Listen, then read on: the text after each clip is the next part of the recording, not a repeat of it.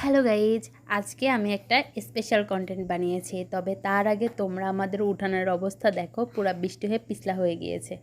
আজকের স্পেশাল কন্টেন্টটা হলো গাছ থেকে পেড়ে খাওয়া টাটকা কামরাঙ্গা মাখা। এটা হলো আমাদের কামরাঙ্গা গাছ।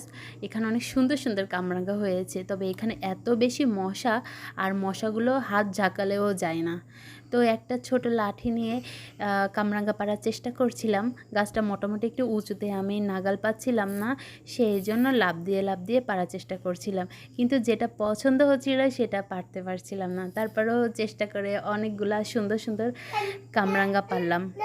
গাছ থেকে কামরাঙ্গার টাটকা সুন্দর গন্ধ আসছিল।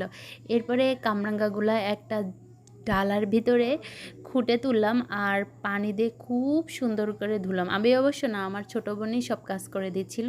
এরপরে ও একটা বটি দিয়ে পাতলা পাতলা করে কামরাঙ্গাগুলো কেটে ফেলছিল, আর আমি বসে ভিডিও করছিলাম।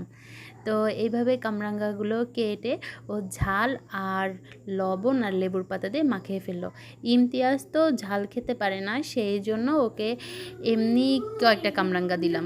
সব কিছু মেখে যখন প্রথম কামড়টা দিলাম, উফ কি যে দারুণ!